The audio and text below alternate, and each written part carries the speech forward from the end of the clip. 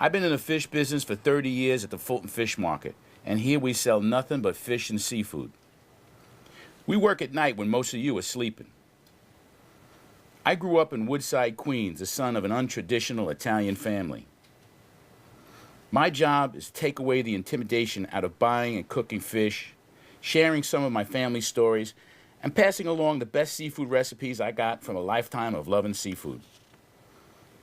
I love to cook, and I am Joe Tuna.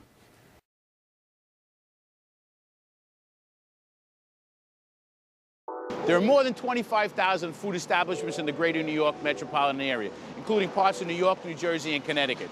That includes pubs, bistros, pizzerias, restaurants, cafeterias, schools, even local fish fry stands. If they buy fish, odds are part or most of the fish comes through the Fulton Fish Market. My name is Joe Centroni, but here in the Fulton Fish Market in the Hunts Point section of Bronx, New York, they call me Joe Tuna.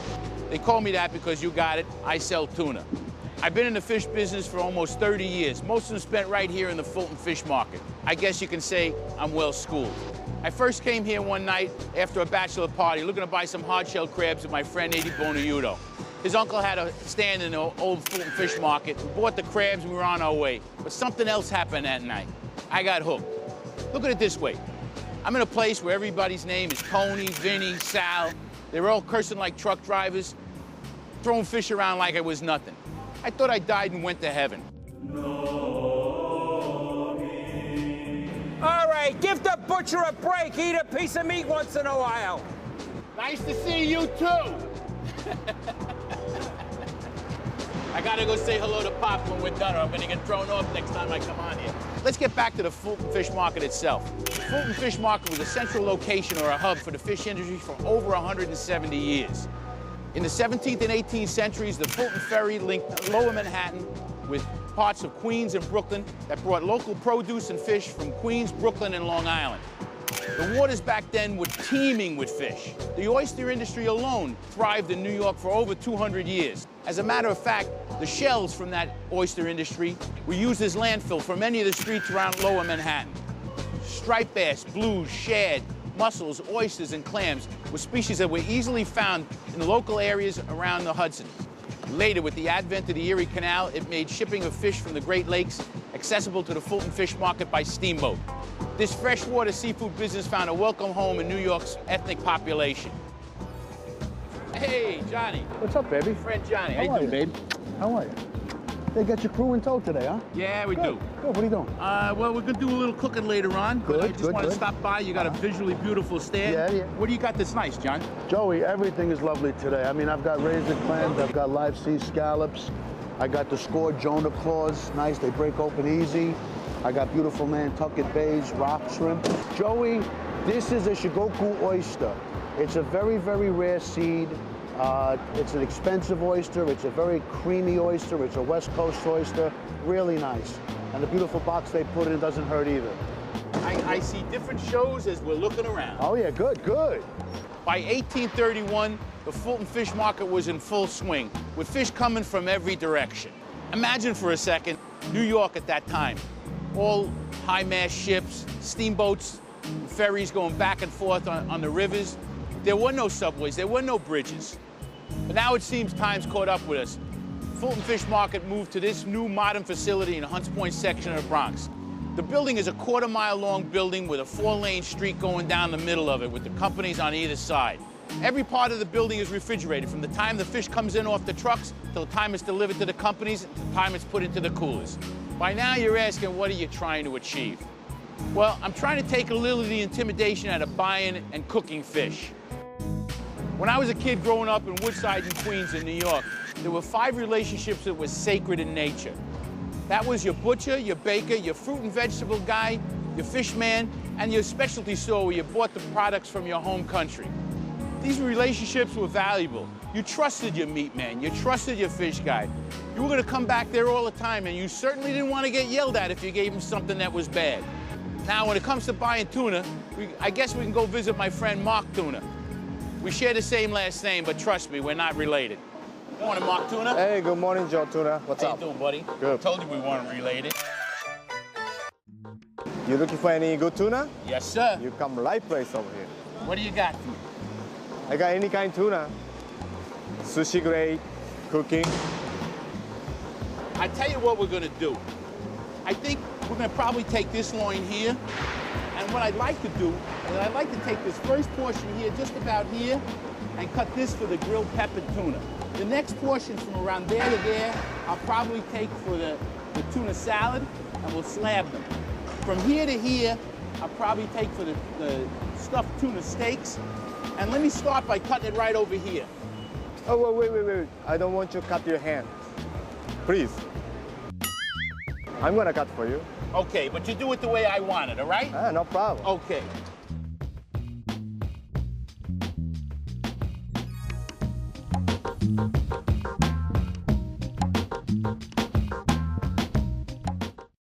My friend Mark just brought over the tuna. It's beautiful stuff. He cut it exactly the way I wanted. Made nice slabs with the grain. He cut the top portion of the loin like I asked him, trimmed off the sinew, and cut them lengthwise with the grain. It's a little unusual. If you ask a fish man to do that, he'll look at you twice funny, but that's okay. Next thing, I made a very simple marinade. We're gonna take a little bit of extra virgin olive oil, and you know when I say little, I don't mean a little. Yeah. Okay, next, a little bit of chopped garlic. We're gonna have some black pepper, Worcestershire sauce. I dare you to try and spell that word without looking at it. A little bit of soy sauce. Next thing is some sesame oil. Don't use it a lot because sesame oil is extremely powerful. I've got a little bit of hearty mustard. Doesn't have to be any specific brand, but it's a hearty mustard. Mix all of this stuff together, a little bit of white wine. Never use wine in cooking that you wouldn't drink yourself. And we don't really need that. This marinade isn't like an overnight thing. You just want a little bit of flavor on these steaks, so we're not gonna go nuts. We're not gonna do it for a long period of time. If you put the lemon juice in there, it'll start to cook the tuna, literally cook it. Putting the tuna inside here.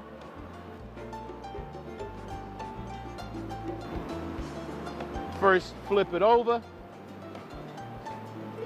And that's going on the side. The next thing we're gonna do is make the tuna steaks that are stuffed. This portion here, I'm just gonna cut the steaks right now because I'm gonna leave the skin on these. Cutting them a little bit thicker than I normally would a tuna steak. The steaks are about an inch, inch and a half thick. Nothing specific, you don't have to be, there's no exact science to this. I'm only gonna make, I think, 3 of these. We're leaving the skin on, and I'm gonna pocket these bad boys. Okay? Now, I'm gonna make a nice cut right down the center of this. See that? See how nice that pocket is? We're gonna put a nice stuffing right in the middle of that, okay? Bloodline is not a problem. Bloodline is flavor. Nice pocket. Next thing we're gonna do, I got a nice pan on the fire. Gonna put a little bit of extra virgin olive oil in there. You might ask, is there any other kind? Yes, there is, but we don't use it. And we're gonna take small amount, I'd say about a 1/4 cup of nice garlic, chopped garlic. Thank you. I'm gonna take some onions, yellow onions, roughly chopped, no great shakes. Onions and garlic sauteing nicely. Don't want to burn the garlic, that would ruin everything. Okay? We've got, I'd say, maybe a cup of spinach here. More onions and garlic than anything else. Maybe a little bit more for that.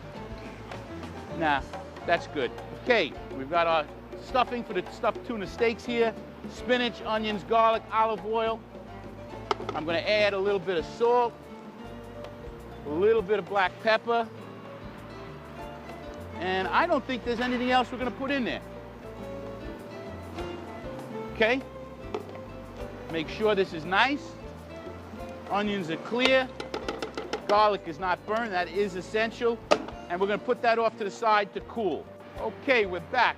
I've got my stuffing for the stuffed tuna steaks, the spinach, onions, and garlic mixture cooling on the side. I've got my tuna steaks, the slabs of tuna that we cut, marinating right now. But I want to add a little bit of white wine. Now you want to make sure that that is well incorporated in your marinade, and it'll stay nicely for the few minutes that we're going to keep it in there. Next thing, we're going to start on our tuna salad. 2 cans of drained cannellini beans. Very nice stuff, but you got to rinse them if you use canned beans. If you want to go through the hassle of cooking them, washing them, and cooking them from scratch, a lot of hassle, not really worth it. Just open up the cans and wash them real well.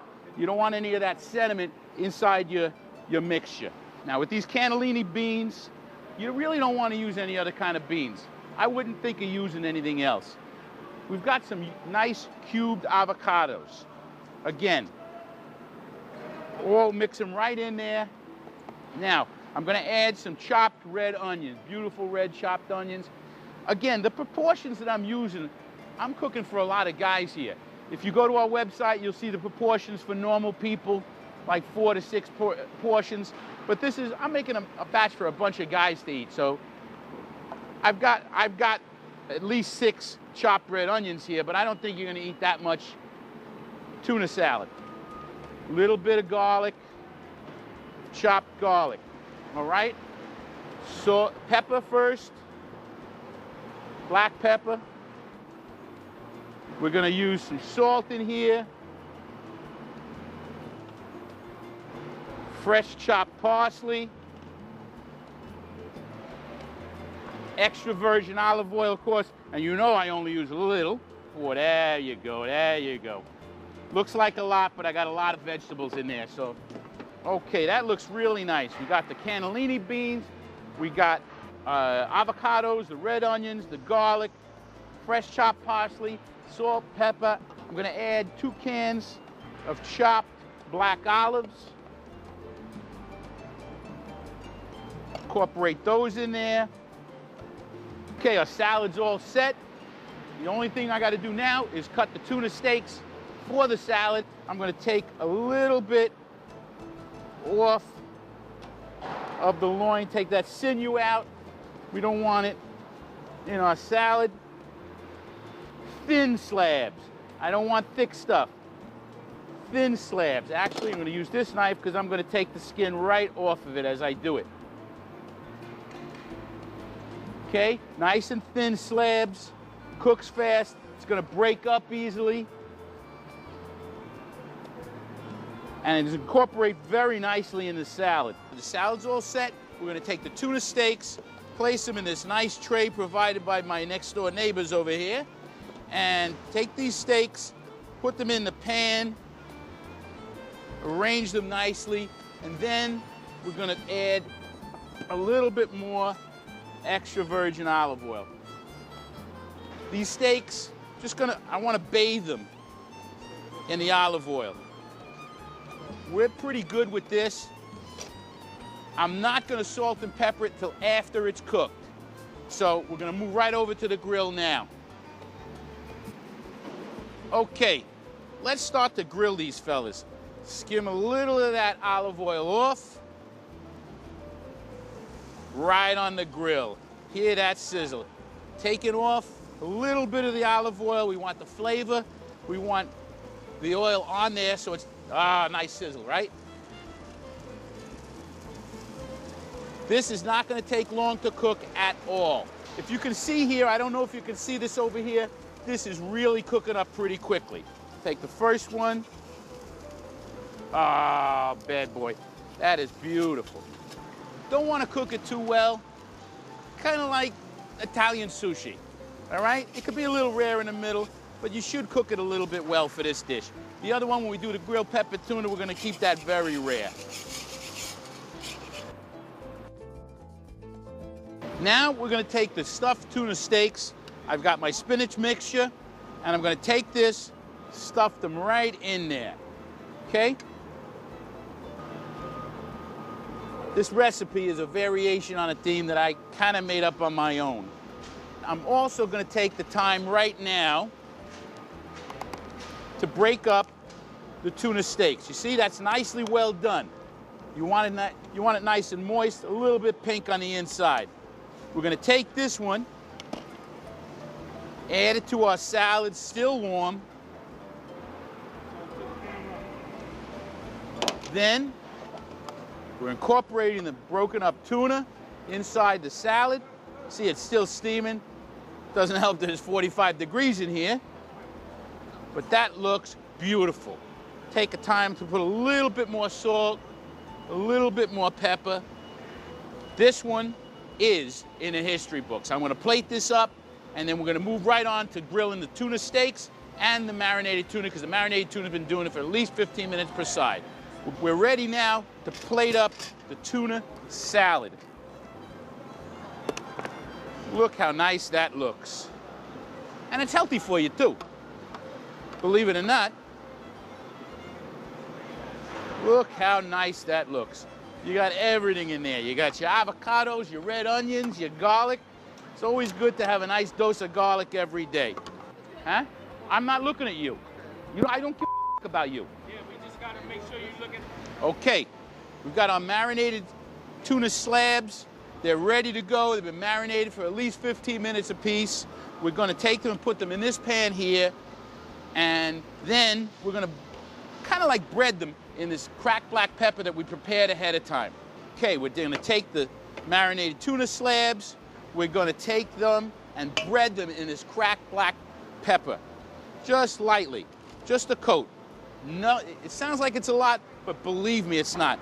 It sticks to it just like breadcrumbs. It's gonna give it a really nice flavor, and it doesn't really stick to it. A lot of it's gonna fall off on the grill when we're cooking. Okay, I'm gonna take these tuna steaks now, the stuffed tuna steaks, and I need my olive oil, and we're gonna take these steaks and just dress these in a little bit of olive oil before we put these on the grill.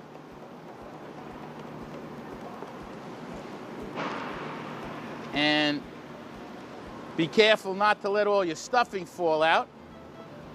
Okay, gonna put our tuna steaks, the stuffed tuna steaks.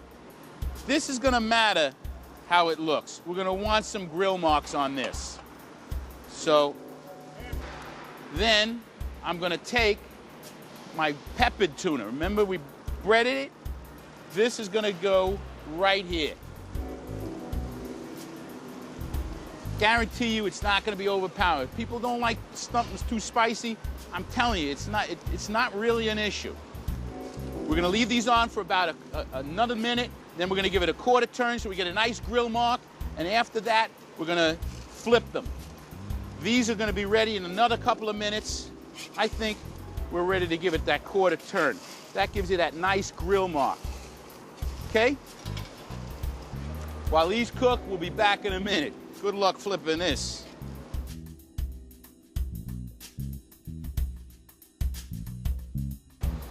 I flipped these, couldn't have turned out better. I didn't lose any of the stuffing. The grill marks look almost picture perfect. I think we're ready to flip these also. Yes, we are. Very nice. Very nicely done. These are just perfect. When we cut these, they're gonna be rare in the middle, just the way they should be. Okay, I'm gonna take these tuna steaks that we did, and I'm gonna place them right in the middle on this tray, on some radicchio. And then, I'm gonna take my knife, and I'm going to cut them right down the center, right to the skin. Remember, we left the skin in, all right? So I'm cutting them away from the skin, right down the center. You have nice tuna, spinach, tuna, here, here. That is nice. A little bit of pepper, a little bit of salt, to your taste, to your needs. It's gonna be very nice. This one is in the history books. I've got my grilled peppered tuna all ready to go. I'm gonna cut it on the angle like you cut a London broil. And then I plated up some rice. I'm gonna take this and cut it on the angle. Look at that. That is beautiful. That's exactly what I'm looking for. This is absolutely beautiful. Like Italian sushi. You can eat this raw. It's beautiful. I'm gonna cut the rest of this up, and then I'm gonna, in one fell swoop, put it over my bed of rice.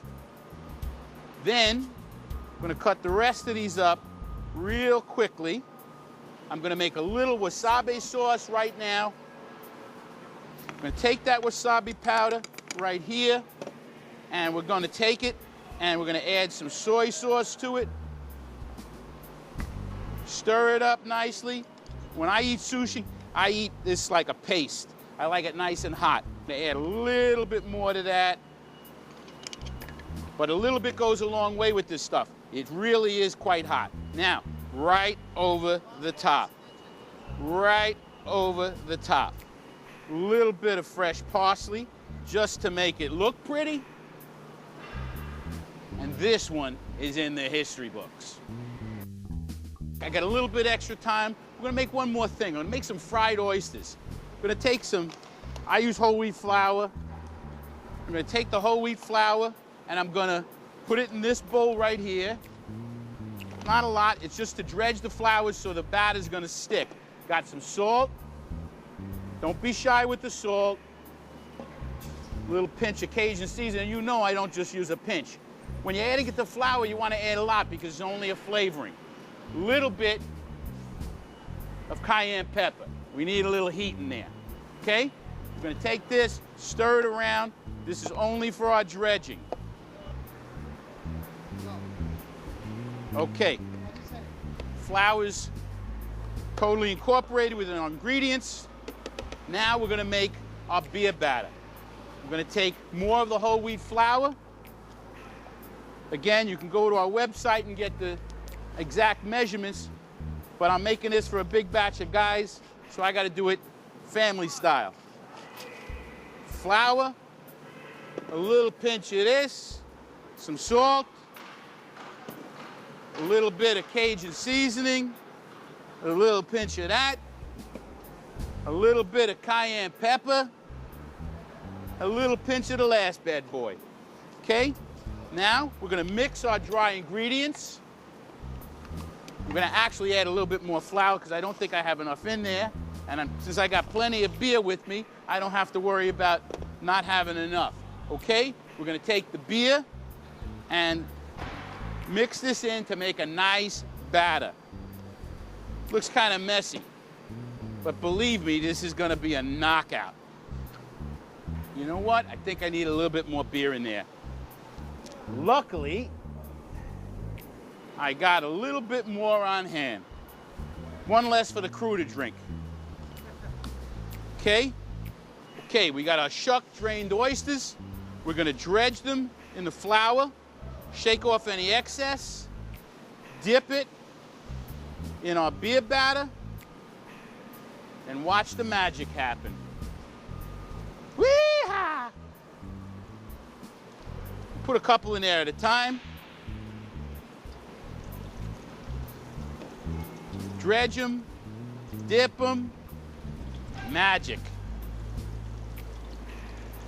You can do this beer batter with just about anything.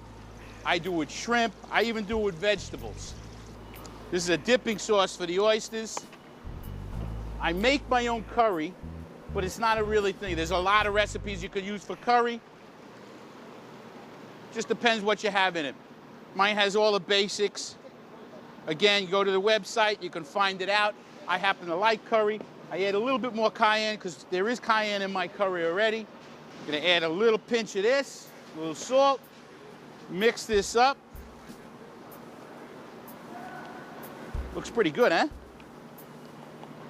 I got more than one guy standing around me that's waiting to dig in. We're ready to plate up the oysters. I've got my curry mayonnaise right here. I'm gonna take the oysters,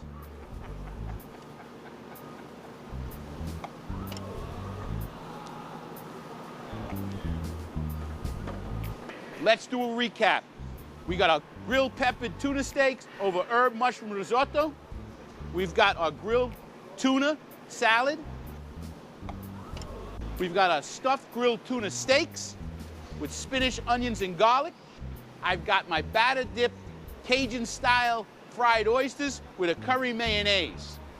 I'm Joe Tuna. I'm in the Fulton Fish Market in the Bronx, New York. Remember, always trust a fat guy when he tells you what to eat. This is it. Enjoy.